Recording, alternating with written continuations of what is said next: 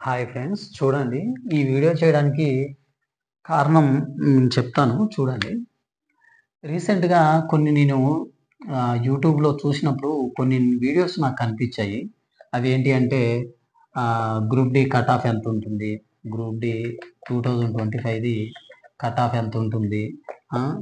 Next వచ్చేసి exam date ఎప్పుడు? Exam date ఎప్పుడు? ఆహ్, దీని తర్వాత క్వాలిఫికేషన్ ఏంటిది? అని ఇట్లా సంథింగ్ చూశాను ఫ్రెండ్స్. అయితే నాకు కొంచెం వీటిని చూసిన తర్వాత నాకు బాధ అనిపించింది. ఎందుకనంటే ఇప్పుడు చూడండి, ఇప్పుడు గ్రూప్ డి కట్ ఆఫ్ 2025ది మనం డిసైడ్ చేయలేమది. ఎవరు డిసైడ్ చేయలేరు. ఎవరు దీన్ని చెప్పడానికి కూడా పాసిబుల్ ఉండదు. ఎందుకనంటే నేను పర్టిక్యులర్‌గా చెప్తున్నాను. ఎందుకంటే చూడండి, ఇప్పుడు ఈ కట్ ఆఫ్ అనేది కట్ ఆఫ్‌ని బేస్ చేసేది ఏంటిది? అప్లికేషన్స్ ఎన్నొచ్చినియి? ఎగ్జామ్స్ ఎన్ని రోజుల్లో కండక్ట్ చేయబడింది? ఎన్ని షిఫ్ట్‌లో కండక్ట్ చేయబడింది? అండ్ ఎంతమంది అటెంప్ట్ చేశారు? ఆ పేపర్ అనేది హార్డ్ వచ్చిందా? ఈజీ వచ్చిందా? అనేది మాత్రమే ఇది గ్రూప్ డి కట్ ఆఫ్‌ని డిసైడ్ చేస్తది. గ్రూప్ డియే కాదు, ఏ ఎగ్జామ్‌నైనా కట్ ఆఫ్ డిసైడ్ చేసేది ఇవి మాత్రమే. అయితే మీరు ఏం చేస్తున్నారంటే చాలా వరకి వీటి గురించి ఇప్పుడే ఆలోచిస్తున్నారు. టైం వేస్ట్ చేసుకుంటున్నారు. ఎగ్జామ్ డేట్ ఎప్పుడు? అసలు దీనితోటి మనకు పనెందుకు ఫ్రెండ్స్? ఎగ్జామ్ డేట్ ఎప్పుడన్నప్పుడు అసలు ఎగ్జామ్ గురించి మనకు అనవసరం. ఒక సిన్సియర్‌గా ప్రిపేర్ అయ్యే అభ్యర్థి ఏం చేస్తాడంటే వీటి గురించి సెర్చ్ చేయడు. వీటి గురించి సెర్చ్ చేయడు.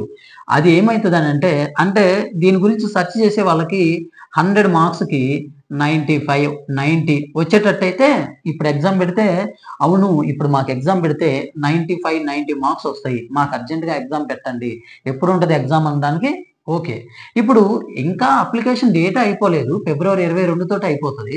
కానీ ఇప్పుడే ఎగ్జామ్ డేట్ ఎప్పుడని అడుగుతున్నాం మనం. ఇంకోటొచ్చేసి క్వాలిఫికేషన్. దాదాపు 2 నెలల నుంచి ఇదే కదా ఫ్రెండ్స్ చర్చనడుగుతుంది. 10థ్ ఆర్ ఐటీఐ అని చెప్పేసి రైల్వే వాడే ట్విట్టర్‌లో కూడా పోస్ట్ చేశారు రైల్వే వారు. అయితే ఇప్పుడు దీని గురించి మనం ఎక్కువగా థింక్ చేయటం వల్ల మనకు తలనొప్పి అండ్ టైం వేస్ట్ చేయటం తప్ప వేరేదేమి ఉండదు.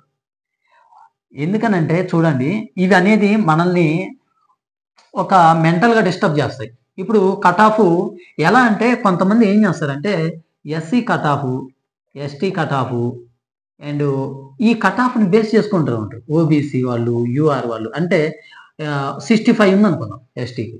దీనికి ఒక 75 అనుకుందాం. ఇది ఎన్ అనుకుందాం. ఇది 90 అనుకుందాం.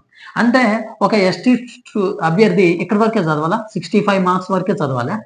అంటే ఈ ఒక ఎస్సీ అభ్యర్థి 75 మార్క్స్ వచ్చే వరకే చదవాలా? ఒకవేళ తారుమారయ్యి వాళ్ళు చెప్పింది తారుమారయ్యి ఇది 80కి పోతే ఏం చేస్తాం? లేపోతే 90కి పోతే ఏం చేస్తాం? ఒకవేళ అట్లా చేంజ్ అయితే ఏం చేయగలుగుతాం మనం?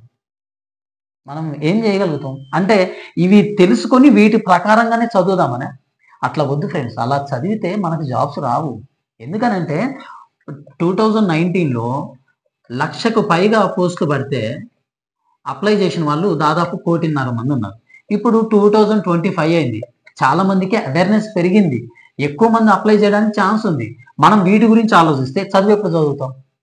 చదవలేం గదా! నేను ఆలోచించుకునే చెప్తున్నాను మీతోటి ఇది. ఎందుకంటే ఇది మనల్ని మొత్తాన్ని వెనకలాగుతది. నేను ఆహ్, వీటి గురించి పట్టించుకోవద్దని చెప్తున్నాను మీకు. వీటి గురించి ఎంతన్నా ఉండని, ఏదన్నా ఉండని. ఇది గాడ మీకు లేదనుకోండి. అసలు రిజర్వేషన్ అనేది లేదనుకోండి. అప్పుడు ఇవి ఒకవేళ లేవని మైండ్‌లో పెట్టుకుంటే ఒక అభ్యర్థి 95 టార్గెట్ పెట్టుకుంటాడు. ఒక అభ్యర్థి 90 పెట్టుకుంటాడు. లేదు నాకు ఇది మొత్తం ఏం లేదు. నాకు అసలు వీటితో సంబంధం లేదు. నాకు ఖచ్చితంగా 100 మార్క్స్‌కి 90 మార్క్స్ రావాలి అని అనుకున్నప్పుడు ఖచ్చితంగా ఈ మార్క్స్‌ని రీచ్ అయితాడు. తన పేరు ఖచ్చితంగా ఎగ్జామ్ లిస్ట్‌లో ఉంటది. క్వాలిఫై అయిన లిస్ట్‌లో ఉంటది. అంతేగాని ప్రతి దానికి మీరు వీడియోస్ చూడటం వల్ల ఉపయోగం ఉండదు ఫ్రెండ్స్. ముందు స్టడీ మీద కాన్సంట్రేషన్ చేయండి. ఎలా ఇప్పుడు చూడండి నేను చెప్తాను.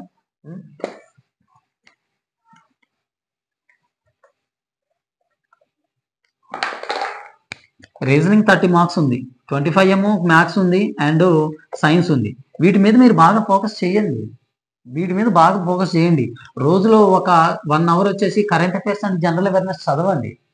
అంతేగాని ఎగ్జామ్ కట్ ఆఫ్ ఎంత ఉంటది? అది మొత్తం మనకు అనవసరం ఫ్రెండ్స్. నిజంగా చదివే అభ్యర్థి ఏం చేస్తాడంటే ముందు సిలబస్ ఎంతో చూసుకుంటాడు. సిలబస్ ఏంటిదో చూసుకుంటాడు. దాంట్లో హైయెస్ట్ మార్క్స్ ఏంటి, ఏ విధంగా ప్రిపేర్ అవ్వాలి, తన పక్కనున్న అట్మాస్ఫియర్ ఏ విధంగా ఉంది, అట్మాస్ఫియర్లో చదవగలుగుతున్నానా లేదా అనేది పర్టికులర్గా చూస్ చేసుకుంటారు. ఏ విధంగా ముందుకెళ్తే మనం ఏ విధంగా ప్రిపేర్ అయితే మనం అనుకున్న స్థానాన్ని మనం సాధించగలుగుతాం, మనం మనం గవర్నమెంట్ జాబ్లో ఉండగలుగుతాం అనేది మనకు తెలుస్తుంది, ఆలోచించగలుగుతుంది. గవర్నమెంట్ జాబ్ అంటే రైల్వేలో ఒక సెంట్రల్ గవర్నమెంట్ జాబ్ అంటే మన భవిష్యత్తును మారుస్తుంది ఫ్రెండ్స్. ఒక తరానికి ఒక పులి స్టాప్ పెడుతుంది. పేదవాడైతే ఉన్నోడిగా అవుతాడు. ఎంత అడ్వాంటేజ్ అంటే సమాజంలో గౌరవాన్ని ఇస్తుంది. అంత ఫెసిలిటీస్ ఉన్న గవర్నమెంట్ జాబ్ ఊరకనే వస్తుందా ఫ్రెండ్స్? రాదు కదా. ఖచ్చితంగా మీరు ఏం చేయాలి, ప్రతి దానికి ఒక ఒక క్యాలిక్యులేషన్ వేసుకొని ఈ విధంగా వెళ్ళాలి నేను. అంతేగాని గ్రూప్ డి కట్ ఆఫ్ ఎంత, ఎగ్జామ్ ఎప్పుడు ఉంటుంది, ఎగ్జామ్ ఎప్పుడు ఉంటే మనకెందుకు ఫ్రెండ్స్. అంటే ఇప్పుడు ఎగ్జామ్ ఎప్పుడు ఉంది అని అడిగే వాళ్ళకి 95, 100 మార్క్స్ వరకు వస్తుంటే ఓకే, అప్పుడు అడిగినా పర్లేదు. ఇంకా అప్లికేషన్ డేట్ అయిపోలేదు. కట్ ఆఫ్ గురించి తమ్నైల్ చూస్తుంటే దాంట్లోకి వెళ్ళిపోతున్నారు. తమ్నైల్ చూసి ఆ group D cut off, railway వాళ్ళు కూడా అంత కట్ ఆఫ్ ఇయ్యరు కదా యాక్యురేట్గా. ఇప్పుడైనా ఇవ్వలేరు వాళ్ళు. ఏమో మాకేం తెలుసు అంటారు. ఎందుకంటే అప్లికేషన్స్ ఎన్ని వచ్చినాయి తెలవాలి, ఎగ్జామ్ హార్డ్ ఉందా ఈజీ ఉందా అనేది మనకు తెలవాలి. ఇవి మొత్తం తెలిస్తేనే కదా మనకి గ్రూప్ డి కట్ ఆఫ్ అనేది ఎంత ఉంది అనేది మనకు తెలుస్తుంది. కాబట్టి వీటి గురించి ఆలోచించడం పక్కన పెట్టి ఎన్సీఆర్టీ సైన్స్ చదవండి. నేను వీడియోస్ చేస్తున్నాను ఫ్రెండ్స్, వీడియోస్ చేస్తున్నాను. నా వీడియోస్ చూడాలని కాదు, మీకు ఎక్కడైనా సోర్స్ ఉంటే చూడండి. నేను ఎన్సీఆర్టీ తెలుగులో చెప్తున్నాను. నా దగ్గర అన్ని బుక్స్ నేను రెడీ చేసుకున్నాను. నేను టెక్నీషియన్ గ్రేడ్ 3 రాసినప్పుడు 40 మార్క్స్ సైన్స్ ఉందని చెప్పి నేను 6th to 10th వరకు నోట్స్ రాసుకున్నాను కష్టపడి. దీని తర్వాత ఆ రీజనింగ్ మీద బాగా ఫోకస్ పెట్టండి. రీజనింగ్ లో కూడా బాగా 2018, 2015 ఆ వీడియోస్ చూడొద్దు, అంటే ఆ మోడల్స్ పేపర్స్ చూడొద్దు. ఇప్పుడు రీసెంట్ గా జరిగిన ఏఎల్పి టెక్నీషియన్ అవి చూడండి. ఎందుకంటే పేపర్ ప్యాటర్న్ చేంజ్ అయింది. ఈ విధంగా క్వశ్చన్స్ ఇస్తున్నారు. x = 256 అయ్యి అండ్ 25:y అని ఇస్తున్నాడు. ఇలా ఇస్తున్నాడు. పేపర్ ప్యాటర్న్ మొత్తం చేంజ్ అయింది. కాబట్టి రీసెంట్ గా అప్డేట్ గా ఉన్న వాటిని చూడండి. ఏమైనా అర్థం కాకపోతే డిస్కషన్ చేసుకోండి ఫ్రెండ్స్ తోటి కానీ, లేకపోతే ఎవరితోనైనా డిస్కస్ చేసుకోండి.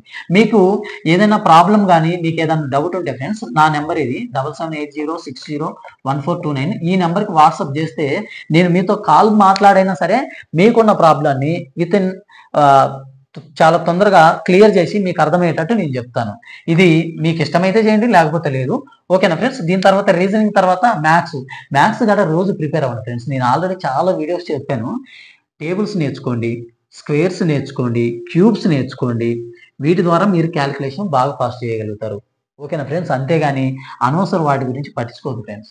అంటే 65 కట్ ఆఫ్, 75 కట్ ఆఫ్ అక్కడ వరకే చదువుతారా ఫ్రెండ్స్. ఒకవేళ కట్ ఆఫ్ ఉంటే ఏం చేస్తారు, చదివిన చదువు, తల్లిదండ్రులు పెట్టిన ఖర్చు అది మొత్తం వృధా అయిపోతుంది. నేను అనుభవించాను, నేను పడ్డా నా కష్టం. నేను చాలా అంటే చాలా ఇబ్బంది పడ్డాను. ఏ విధంగా చదవాలి, ఎలా చేయాలనేది తెలియకుండా చాలా అంటే చాలా ఇబ్బంది పడ్డాను. మీరు అలా చేయమాకండి. ఖచ్చితంగా కాన్సన్ట్రేషన్తో చదవండి. ఖచ్చితంగా జాబ్ వస్తుంది.